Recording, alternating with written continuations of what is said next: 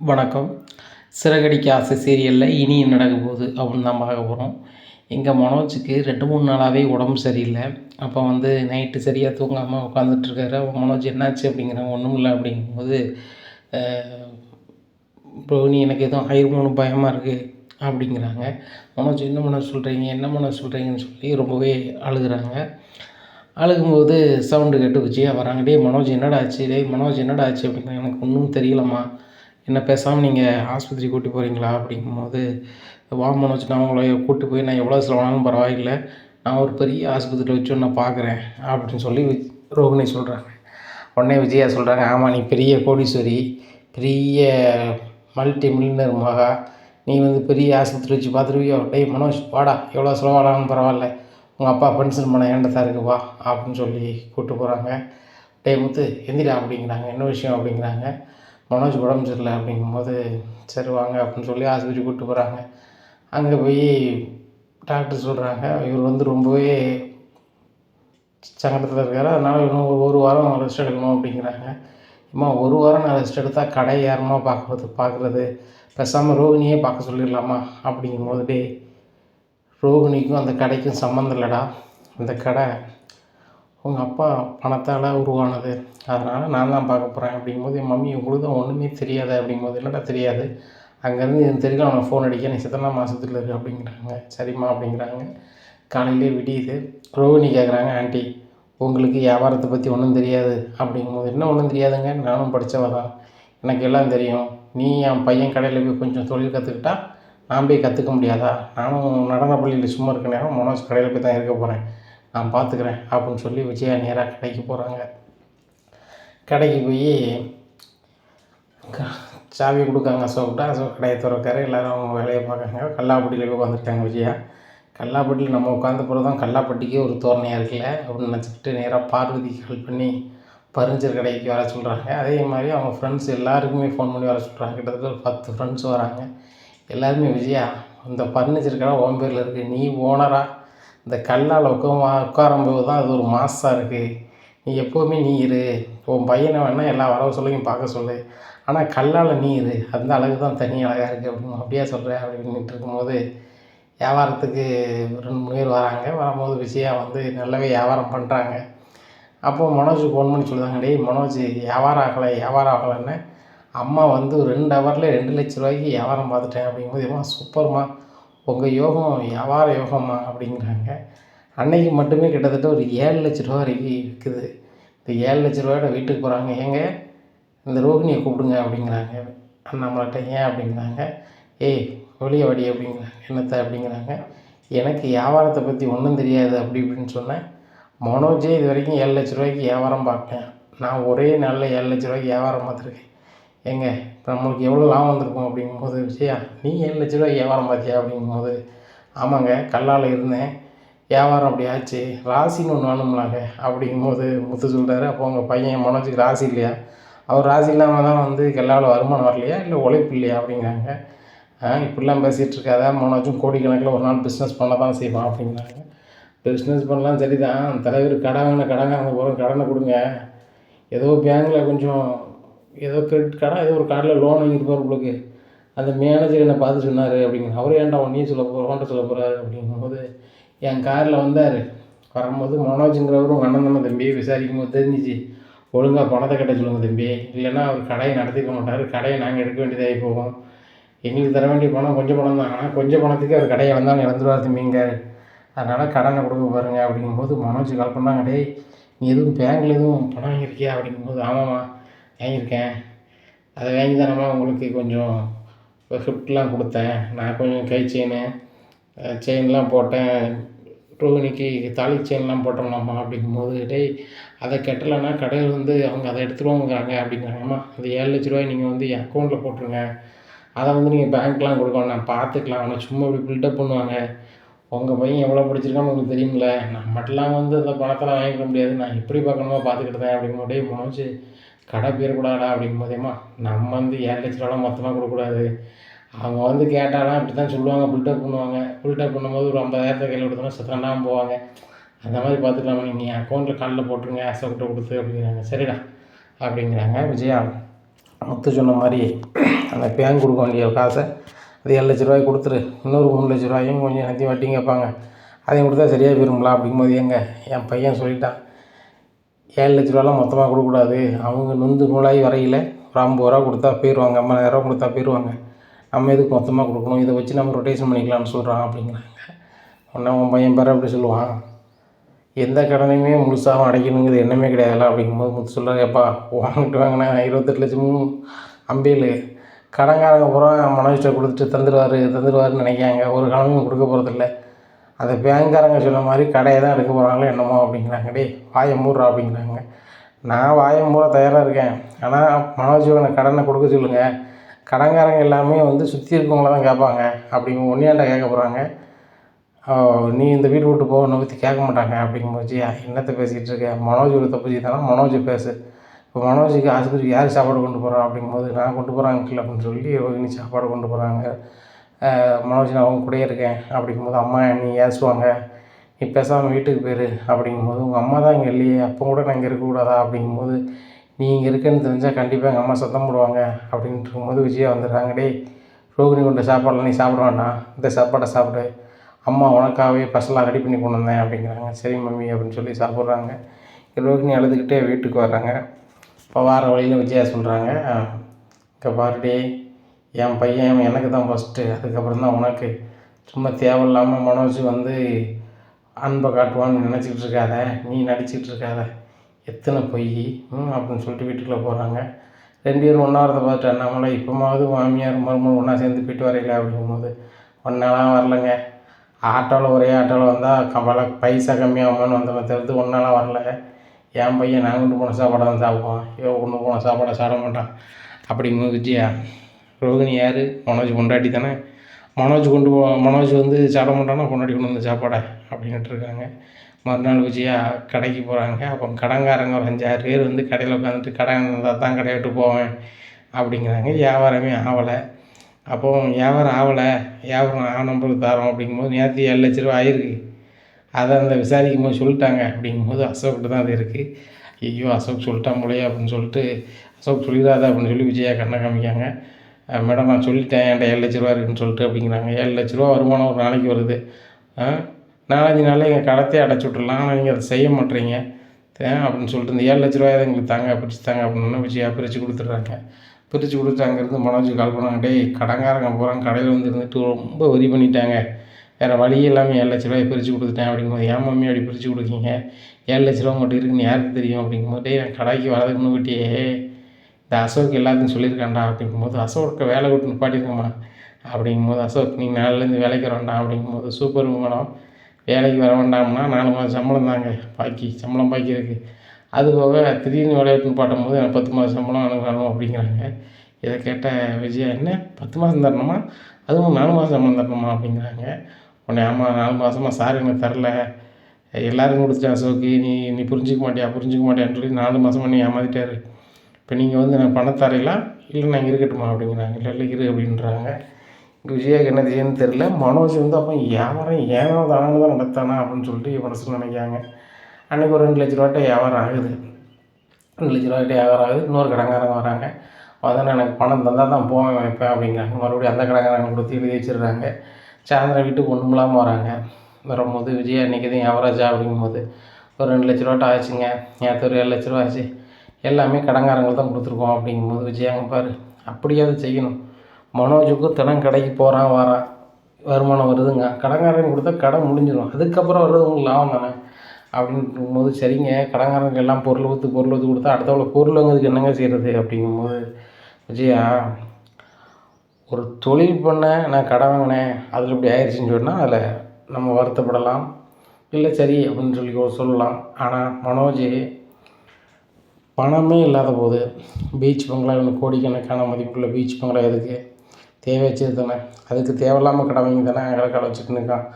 அதுபோக கடன்காரங்கிட்ட ஒன்று வாங்கினோம்னா திருப்பி கொடுக்குற மனநிலையிலே இருக்கணும். நம்மளுக்கு ஒன்று வந்துருச்சு அவங்க கொடுக்கும்போது கொடுத்துக்கலாம் அப்படின்னா அது சரியே வராது. பேங்க்காரங்க முத்துட்டு சொல்லிட்டு போயிருக்காங்க, அவங்களும் சும்மா இருக்க மாட்டாங்க, கொடுக்கலன்னு என்ன பண்ணுவாங்க, அந்த கடையை எடுக்கிறதுக்கு என்ன வழியோ அதை செய்யணுமோ செஞ்சுருவாங்க. கடைசியில் கடையை இழந்துட்டு ஒன்றும் இல்லாமல் தான் அந்த மனோஜ் கடைக்கு போகிறான். அப்படிங்கும்போது இன்னொரு 4 நாள் ஆஸ்பத்திரியில் இருக்க போகிறான் விடுங்க அப்படிங்கிறாங்க. ஆஸ்பத்திரி போய்ட்டு வீட்டுக்கு வந்துடுறாங்க. நல்லது, நான் கடைக்கு வரேம்மா, கடையை நான் பார்த்துக்கிறேன் அப்படிங்கும்போது விஜயா சொல்கிறாங்க, டேய் மனோஜ், உனக்கு கடை நடத்த தெரில அப்படிங்கும்போது விஜயா சொல்கிறத பார்த்துட்டு ரோகிணி முடிக்காங்க. என்னன்ட்டு இப்படி சொல்கிறீங்க, உங்கள் பையனால் எல்லாமே முடியும் அப்படி இப்படின்னு சொல்லுவீங்க அப்படிங்கும்போது, என் பையன் எல்லாமே பண்ணிடுவான், ஆனால் கல்லால் நான் இருக்கணும். என்னை பார்த்த உடனே தான் அவ்வளோ வியாபாரம் ஆகுது. நான் போகிற அன்றைக்கெலாம் நல்ல வியாபாரம் இருக்குது, கடனை ஓரளவு அடைச்சிருக்கேன். அப்படி இருக்கும்போது நான் வந்து கல்லாலே இருந்தோம்னா கண்டிப்பாக கடனை பூரா இந்த மனோஜ் என்ன செஞ்சிருவான், அடைச்சிருவான். அடைச்சிட்டான்னா ஒன்றுமே பிரச்சனை இல்லை, என் பையன் மீண்டுருவான், அவன் யார் உதவியும் இல்லாமல் இருந்துருவான். பொண்டாட்டி பணக்காரி அப்படி இப்படின்னு சொல்லி ஏமாறிச்சு எவ்வளோ வந்து இருக்க வேண்டாம்ல கடையில் அப்படின்னு சொல்லிட்டு சொல்கிறாங்க. இங்கே ரோகிணிக்கு ஒரு மாதிரி ஆகுது. இங்கே விஜய் அதே மாதிரி வழக்கம் போல் கடைக்கு ரெகுலராக போயிட்டே இருக்காங்க. கிட்டத்தட்ட கடன் வந்து முக்கால்வாசி அடைஞ்சிருது. வியாபாரம் விற்கவே என்ன செய்தாங்க, எல்லாத்தையும் கொடுத்துட்டே இருக்காங்க. பேங்குக்கு மட்டும்தான் கொடுக்கவே இல்லை. ஏன்னா பேங்குக்காரங்க கடைக்கு வரலை. அவங்க டேரெக்டாக வந்து கொடுப்பாருன்னு நினைக்காங்க மனோஜ் கொடுக்கவே இல்லை. அப்போ மனோஜ் சொல்கிறது, அம்மா கடையில் உள்ள சாமான் பூரா விற்று போச்சு, கடனை முக்கால்வாசி கொடுத்துட்டோம், இப்போ கடையில் சாமான் இறக்கணும், என்னம்மா செய்கிறது, நீங்கள் வேறு நல்ல வியாபார ஆளாக தெரியுதே, நீங்கள் கல்லால் இருந்தால் நல்ல வியாபாரம் ஆகும்மா அப்படிங்கும்போது, ஆமாடா மனோஜ், நான் கல்லால் இருந்தால் வியாபாரம் பிச்சுக்கிட்டு போவோம் அப்படிங்கும்போது, அம்மா வீட்டு பத்திரத்தை வச்சு ஒரு 30 லட்ச ரூபா வைங்கம்மா, வச்சு பேசாமல் நீங்கள் வந்து பர்னிச்சர் கடைக்கு பொருளை பூரா ஏற்றி போடுங்க, அதில் வர லாபத்தை கடன்காரப்புறம் கொடுத்து கழிச்சிருங்க, அதுக்கப்புறம் வர லாபத்தை பத்திரத்தை மீட்டுருவோம்மா அப்படிங்கும்போது, மனோஜ் சொல்லுவது சரியாக தானே இருக்குது. ஏன்னா இங்கே தான் வியாபாரம் ஆகுதே, வியாபாரம் ஆகாட்ட பரவாயில்லை, வியாபாரம் ஆகுதே அப்படின்னு சொல்லிட்டு விஜயா வீட்டு பத்திரத்தை போய் வாங்கணுமே அப்படின்னு சொல்லிட்டு வீட்டு பத்திரத்தை அண்ணாமலையும் விஜயாவோட வச்ச இடத்துக்கு போகிறாங்க. உங்களுக்கு எவ்வளோ கட்டணும் அப்படிங்கும்போது, 15,000 மட்டும் கட்டணுமா, அவ்வளோதான், மீதி எல்லாம் பணத்தையும் முத்து தம்பி கட்டிட்டாரு அப்படிங்கிறாங்க. டேய் மனோஜ், அந்த 15,000 கொண்டா அப்படின்னு சொல்லி 15,000 கொடுக்காங்க. இங்கே பாருங்கள், என் பையன் பெரிய பிஸ்னஸ் மேனாக இருக்கான் சிட்டியில், இன்னும் அந்த கடையை டெவலப் பண்ணணும்னு சொல்லிட்டு கொஞ்சம் பணம் எங்களுக்கு தேவைப்படுது அப்படிங்கும்போது, எவ்வளோ எத்தனை லட்சமா அப்படிங்கிறாங்க. ஒரு 30 லட்ச ரூபா வேணும் அப்படிங்கும்போது, 30 லட்சமா, இவன் முதல்ல கம்மியாக தானே வாங்கினீங்க, அந்த முத்து கார் வைக்கிறதுக்கு 4-5 லட்சமாக தானே வாங்கினீங்க, இப்போ என்ன எப்படி வாங்குறீங்க அப்படிங்கும்போது, இல்லை அவன் பழைய காரை வாங்கினான் அந்த விலை. இப்போ மனோஜ் வந்து பெரிய ஃபர்னிச்சர் வச்சுருக்கான், பெரிய டீலர், அவனுக்கு நிறைய பொருள் எடுத்தால் தான் வியாபாரம் பிச்சுக்கிட்டு போகும், அதனால் எனக்கு 30 லட்ச ரூபா தேவைப்படுது அப்படிங்கிறாங்க. ஏம்மா ஒரு 2 நாள் கழிச்சு வாங்க, உடனே பணம் இல்லை அப்படிங்கிறாங்க. சரி 2 நாள் கழிச்சு வரோம் அப்படிங்கிறாங்க. அதுக்கு பயங்கர சந்தோஷம், 2 நாள் 30 லட்ச ரூபா வரப்போகுது, கடன் இருக்குது ஒரு 10 லட்ச ரூபா தான், 20 லட்ச ரூபாய்க்கு சரக்கு போட போகிறோம்.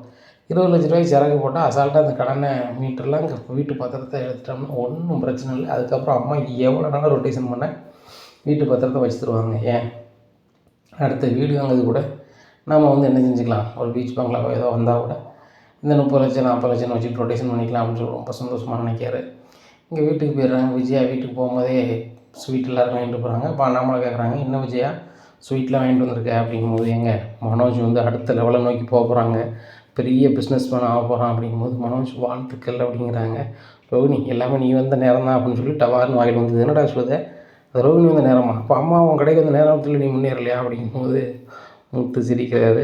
அவன் நேரத்துக்கு எடுத்தாப்புல மாற்றி பேசுவான். அவனே ஒன்றா நம்பர் பச்சுவந்தி, அவனே நீங்கள் நம்புதீங்க அப்படிங்கும்போது, டே மனோஜ் இந்த முத்து சொன்ன பண்ணி பண்ணுன்னு அவ்வளோதான் அப்படிங்கிறாங்க. ஏம்மா அவன் நீங்களும் நானும் ஒழுங்காக பேசக்கூடாதுங்கிறதுக்காக அப்படி பண்ணிகிட்ருக்காம்மா, நான் என்றைக்குமே உங்களுக்கு பிடிச்சமான பையன் தான், உங்கள் சொல்ல மட்டும் தான் கேட்பேன், நீங்கள் ரோகிணி கூட பேசக்கூடாதுன்னு சொன்னீங்க, நான் சரியாக பேசுகிறேனாம்மா வைக்கிறேனாம்மா, ஒரே ரூமில் இருந்தால் கூட நான் பேச மாட்டேம்மா அப்படிங்கிறாங்க. நீ என் மவன்டா அவன்னு சொல்லிட்டு ரோகிணியை பார்க்காங்க. என்னடி பார்க்குற, இவ்வளோ பொய் சொன்னால் உன் கூட என் பையனை வாழ விடணும்னு நினைக்கியா, அது ஒரு காலம் நடக்காது அப்படிங்கிறாங்க. அத்தை, நான் வந்து மனோஜ் வேணும்னா தானும் தான் இவ்வளோ தப்பு செஞ்சேன், இவ்வளோ பொய் செஞ்சேன், நீங்கள் ஏன் புரிஞ்சிக்க மாட்டேங்கிங்க அப்படிங்கும்போது, இங்கே பாரு, இனிமேல் மனோஜ்கிட்ட வந்து நீ என்னன்னு கூட பேசக்கூடாது, மனோஜ் கடையை எந்த லெவலுக்கு கொண்டு போகணும்னு எனக்கு தெரியும் அப்படிங்கிறாங்க.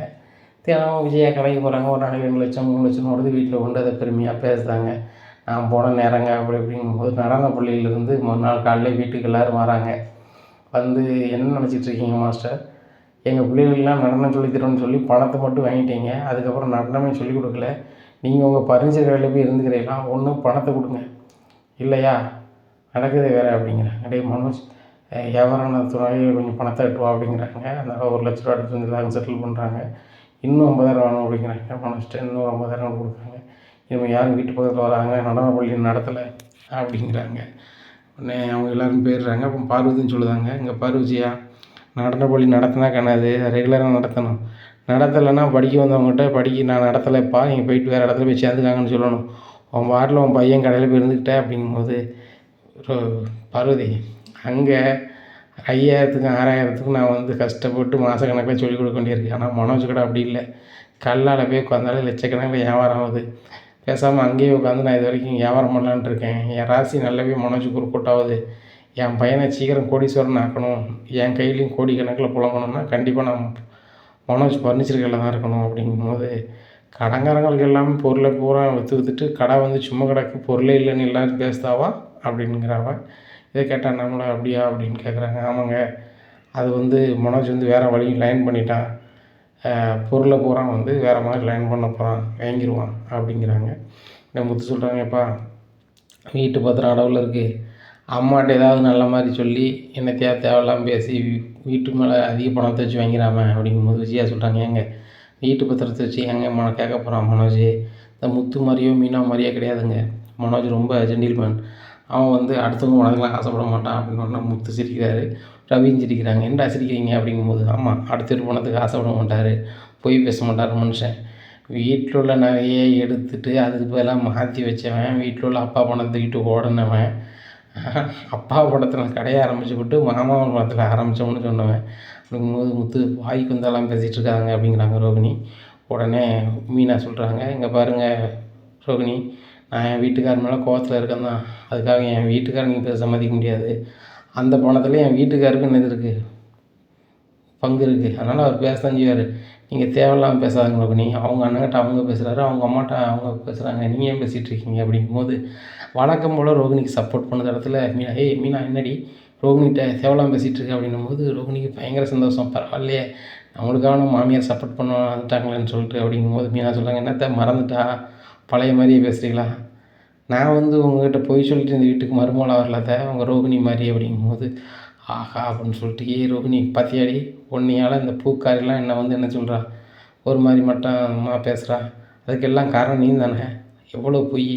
டேய் மனோஜ், இன்னைக்கு சொல்கிறது தான், உனக்கு பொண்டாட்டினா அது நான் இன்னொன்று பார்த்து உன்னை கட்டி வைக்க தான். இது வந்து உங்கள் அப்பா உங்கள் பாட்டி இந்த ஊரையே தான் எங்கள் பொண்டாட்டி, சரிதானே. என்னைக்கு உனக்கு வந்து ஒரு பணக்காரியை கட்டி வைக்கணும், அன்னைக்கு வீட்டை விட்டு போயிடுவா, நான் போக வச்சுருவேன் அப்படின்னு சொல்லிட்டு விஜயா ரூமுக்குள்ளே போகிறாங்க. இங்கே ரோகிணி வந்து சொல்லுதாங்க மனோஜுக்கு பாருங்கள், நான் எந்த எல்லைக்குனாலும் போவேன், உங்களை கல்யாணம் முடிக்க 1000 சொல்லிவிட்டு பொய் சொல்லிவிட்டு இந்த வீட்டுக்குள்ளே வந்திருக்கேன், நீங்கள் எனக்கு கிடைக்கலன்னா நான் என்ன வேணாலும் பண்ணுவேன் மனோஜ், பார்த்துக்கலான்ட்டு போகிறாங்க. இங்கே மனோஜுக்கு ஒன்றும் விடலை. அம்மா என்னடான்னா இந்த ரோகிணி கூட பேசக்கூடாது, உனக்கு வேறு வாழ்க்கை தான்ட்டு போகிறாங்க. இந்த ரோகிணி என்னடான்னா நீ இல்லைன்னா அவ்வளோதான் அப்படின்ட்டு போகிறாங்க. நான் என்ன பண்ண போகிறேன்னு தெரியலன்னு முழிக்காங்க. உடனே முத்து பக்கத்தில் போகிறாரு, கல்யாணம் முடிக்காமல் இருந்திருக்கலாமா, சந்தோஷமாக வந்திருக்கும்ல, எல்லோரும் கல்யாணம் முடிச்சு தான் கஷ்டப்படுவோம் அப்படின்னு சொல்லிட்டு மீனாவை பார்க்காங்க. மீனா சரியான கோவத்தில் இருக்காங்க. அங்கே சுருதியை ரவி பார்க்காங்க. ரவி நீ ரூமுக்கு வா அப்படிங்கிறாங்க. உடனே முத்தை கூப்பிட்றாங்க, மீனா கொஞ்சம் மாடிக்குவாங்க அப்படின்னு சொல்லிட்டு இவர் முன்னாடி போயிடுறாரு. அவன் பொண்டாட்டி கூட பேசுதான், அவங்க கூப்பிட்டு போகிறாங்க. நான் எங்கே போகிறது, ரூமுக்கு போனால் அம்மா ஏசுவாங்க அப்படின்னு சொல்லி ஹாலில் உட்காந்துருக்காங்க. அப்போ அண்ணாமலை வராங்க, என்னடா ரூம் போலையா அப்படிங்கிறாங்க. அம்மா தான் வந்து ரோகிணி கூட பேசக்கூடாதுன்னு சொல்லியிருக்காங்களா அப்படிங்கும்போது, ஆமாம் எல்லாமே உங்கள் அம்மா சொல்ல கேட்டுட்டு தான் செய்வியா, டேய் உங்கள் அம்மா தான் வந்து பித்து பிடிச்ச மாதிரி பேசுதான்னா நீ அதை கேட்டுக்கிட்டு இருக்கிய, அவள் தான் பொண்டாட்டி, காலகாலத்தில் ஒரு பிள்ளையை பார்க்க பாரு, பிள்ளையை பார்த்தா விஜய் எல்லாத்தையும் மாறிடுவான், பேரனோ பேத்தியோன்னா அது கொஞ்சம் ஆரம்பிச்சிடுவான், அவள் சண்டை போடுறதுக்கு நேரம் இருக்காது, பிள்ளைகள் பார்க்க சரி நேரம் சரியாக இருக்கும், அதனால் அதுக்குள்ளே வேலையை பாரு அப்படிங்கும்போது, சரிப்பா அப்படின்னு சொல்லி ரோகிணி நான் உன்னை தனியாக பேசணும் அப்படிங்கும்போது, என்ன மனோஜ் நீங்களும் உங்கள் அம்மா மாதிரி நீ வேணான்னு சொல்ல போகிறீங்களா அப்படிங்கிறாங்க. இல்லை ரோகிணி, எங்கள் அம்மா பார்க்கும்போது நம்ம 2 பேரும் பேசாத மாதிரி இருக்கணும், ஆனால் எங்கள் அம்மா அப்பா பார்க்காத போது நம்ம நல்லா பேசணும், முதல்ல போய் அந்த தாழ்பாலை போடு அப்படிங்கிறாங்க. தாழ்பாலை போடுறாங்க, நல்லா பேசணும். எங்கள் அப்பா என்கிட்ட ஒன்று சொன்னாங்க, உங்கள் அம்மா கோவத்தோடு இருக்கான்னா உனக்கு பிள்ளைய குட்டியும் வந்துச்சுன்னா ஒன்றும் பிரச்சனை இல்லை, அதுக்குள்ளே சீக்கிரம் அதுக்குள்ளே வேலையை பாருன்னு சொல்லிட்டாங்க அப்படின்னோடனே 2 பேரும் சந்தோஷமாக இருக்காங்க. அங்கே கிறிஸ் நகை எல்லோரும் எப்படி இருக்காங்க, வீட்டில் நல்லா இருக்காங்களா, ரிப்போர்ட் பண்ணியாச்சு. இப்போ எப்படி நம்ம இது பண்ணுறது, நாளைக்கே போய் ஒரு நல்ல ஆஸ்பத்திரியில் போய் பார்க்கணுமேனு சொல்லி நல்ல ஆஸ்பத்திரியில் போய் பார்க்காங்க.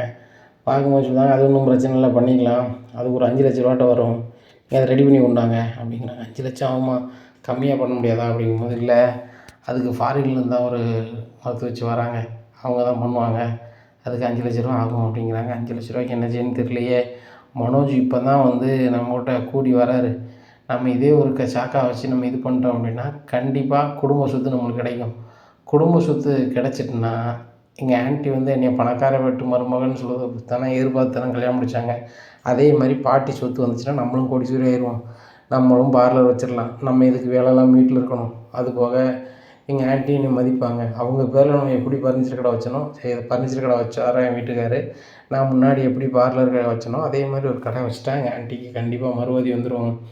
மாதம் 5,000 கொடுக்குற இடத்துல 10,000 கொடுத்தோம்னா ஆன்ட்டி நம்ம வந்து நம்மளுக்கு வந்து விசுவாசமாக இருக்க போகிறாங்க அப்படின்னு நினைக்காங்க. சரி ரைட்டு, இந்த 5 லட்ச ரூபாய்க்கு என்ன பண்ணலாம் அப்படின்னு நினைக்காங்க. இங்கே வித்யா வீட்டில் போய் வித்யாட்ட ஏதாவது உதவி கேட்கலாமா, ஃப்ரெண்ட்ஸ்கிட்ட கேட்கலாமா அப்படின்னு நினைக்கும் போது வித்யா தன்னுடைய கல்யாணத்துக்காக ஒரு 5 லட்ச ரூபா ஆஃபீஸில் வந்து லோன் போட்டு வச்சுருக்காங்க.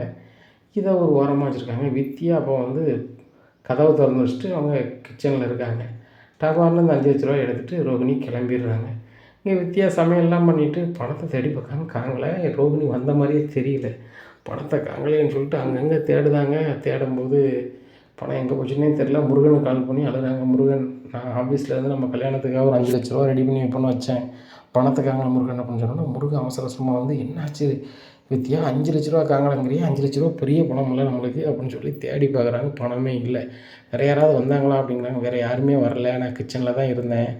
அதுபோக யாருமே வரலை, நான் யாரை சொல்கிறது அப்படிங்கும்போது, என்ன வித்யா எப்படி சொல்கிற, 5 லட்ச ரூபான்னா பெரிய பணம் இல்லை, நீ எதுக்கு லோன் ரெடி பண்ண அப்படிங்கும்போது, இல்லை என்கிட்ட பெரிய அளவு நகை எதுவும் இல்லை, சரி இந்த 5 லட்சத்தை உங்கள்கிட்ட கொடுத்தாவது கல்யாண செலவுக்கு வச்சுப்பீங்க அப்படின்னு பார்த்தேன் அப்படிங்கும்போது, பணம் ஒரு பிரச்சனை இல்லை, நீ வேறு கடன் வாங்கி பணத்தை வச்சுருக்கிய அப்படின்னு சொல்லிட்டு, சரி பார்ப்போம் அப்படின்னு சொல்லி ஏத்தாப்புலாம் கேட்குறாங்க. யாரும் வந்தாங்களா போனாங்களான்னு சொல்லிட்டு. ஒருத்தரும் வரலை அப்படிங்கிறாங்க. அப்போ தான் வந்து ஏற்ற வீட்டு கேமராவை போய் பார்க்காங்க. அப்போ ரோகிணி மட்டும் வீட்டுக்குள்ளே வந்திருக்காங்க. அப்போது ரோகிணிக்கு கால் பண்ணுறாங்க. வித்யா, என்ன ரோகிணி எங்கே இருக்க அப்படிங்கும்போது, நான் ஒரு வேலையாக வெளியூரில் இருக்கேன் அப்படிங்கிறாங்க. என்ன ரோகிணி வெளியூரில் இருக்கேங்க அப்படிங்கிற. ஆமாம், நான் வந்து நேற்றே வந்துட்டேன் எங்கள் வீட்டிலேருந்து, வெளியூர் வேலைக்கு வந்துட்டேன் அப்படிங்கிறேன். அப்போ நீ சென்னையில் இல்லையா அப்படிங்க. நான் எங்கே சென்னையில் இருக்கேன். இல்லை, என்ன விஷயமா ஃபோன் பண்ண வித்யா அப்படிங்கும்போது, இல்லடி என் வீட்டில் ஒரு 5 லட்ச ரூபா வச்சுருந்தேன் காங்கலை அப்படிங்கிறாங்க. ஐயோ, 5 லட்ச ரூபாய் காங்கலையா, கவனமாக வைக்க மாட்டேன் 5 லட்ச ரூபான்னு எவ்வளோ பெரிய விஷயம் தெரியுமா அப்படி இப்படிங்கிறாங்க. கொஞ்சம் கவனமாக பாரு அப்படிங்கிறாங்க. சரி அப்படி இப்படின்னுட்டுருக்காங்க. உடனே ஃபோனை வச்சிடுறாங்க. ஃபோனை வச்சுட்டு, என் ஃப்ரெண்டு தான் வந்திருக்கா, ஆனால் வந்து வீட்டுக்கு வரல, நான் வெளியூரில் வேலை பார்க்குறாங்க அப்படிங்கும்போது முருகன் அப்படி தயங்குறாரு. ஒரு வேளை அவன் ஃப்ரெண்டு எடுத்துருப்பாங்களோ அப்படிங்கும்போது, அவள் பண்ணியிருப்பான்னு எனக்கு நினைக்கவும் தோணலை. ஏன்னா நான் டியர் ஃப்ரெண்டு அவள் எப்படி பண்ணுவான்னு நான் நினைக்கிறேன். ஆனால் என்கிட்ட போய் சொல்கிறாளே வெளியூரில் இருக்கேன்னு சொல்லிட்டு அப்படின்னு சொல்லிட்டு மறுபடியும் கேமராவை பார்க்குறாங்க. கரெக்டாக அந்த டைமிங்கில் வித்யா வந்து சமைச்சிட்டு இருக்கும்போது அந்த டயத்தில் வந்திருக்காங்க. உடனே அதே வீடியோவை வந்து ரோகிணிக்கு அனுப்புகிறாங்க. ரோகிணி, நீ 2 நாளாக அங்கே வெளியூரில் இருக்கேன்னு சொல்கிற, வெளியூர் வேலையா, அப்போ எப்படி இத்தனை மணிக்கு என் வீட்டுக்கு வந்த அப்படின்னு சொல்லி வீடியோ அனுப்புகிறாங்க. இதை பார்த்துட்டு வித்யா, சாரிடி, நான் இப்போ ஒரு ஆஸ்பத்திரி வந்து பணம் கட்டிட்டேன், எனக்கும் மனோஜுக்கும் வந்து ஒரு பிள்ளை வந்துச்சுன்னா எங்கள் குடும்பம் சரியாயிருன்னு மாமா சொல்லியிருக்காரு, அதனால் எனக்கு என்ன செய்யன்னு தெரில, உங்கள்கிட்ட யார்ட்டையாவது வாங்கி தர சொல்லலாமான்னு வந்தேன், நீ வந்து பணம் வச்சுருந்த, நான் உடனே எடுத்துக்கிட்டேன்டி அப்படிங்கும்போது, நீலாம் மனுஷியாடி, எவ்வளோ சுயநலமாக இருக்குது தெரியுமா, எடுக்கும்போது கூட ஒரு வார்த்தை கேட்கல, ஏன் ஃபோன் பண்ணி கேட்கும்போது கூட உனக்கு சொல்லணும்னு தோணலை, அப்போ கூட நீ வெளியூரில் இருக்கிறாங்க, இப்போ நான் வீடியோ அனுப்பினோன்னே நம்ம மாட்டிக்கிட்டோம், இன்னும் எல்லோரும் எப்படி இருக்கீங்க, வீட்டில் நல்லா இருக்காங்களா அப்படின்னு சொல்லி தெளிவாக நீ சொல்கிற அப்படி தானே அப்படிங்கிறாங்க. இல்லடி என்ன இல்லடி, பணத்தை தான் நீ வந்து எடுத்துருக்கு, அப்போ கூட நான் சொல்ல மனசு கூட வரல, தெரியும் உன் கதையை சாதிக்கிறதுக்கு யார் எப்படி போனாலும் பரவாயில்லன்னு நினைக்கிற இடத்துக்கு நீ வந்துட்ட, சரி வராது, இப்போ எனக்கு என் பணம் வேணும் அப்படிங்கிறாங்க வித்யா. இல்லை நான் ஆஸ்பத்திரியில் கட்டிட்டேன் அப்படிங்கும்போது, எதுக்கு கட்டினேன் அப்படிங்கும்போது, அம்மாவுக்கு எதுவும் உடம்பு சரியில்லையா அப்படிங்கிறாங்க. இப்போ தான் சொன்னேனே, நானும் மனோஜும் ஒரு பிள்ளை பார்த்துக்கணும்னா நான் வந்து முதல்ல இது பண்ணோம்ல, மாற்றினோம்ல, அதை வந்து இது பண்ணணும் அப்படிங்கிறாங்க.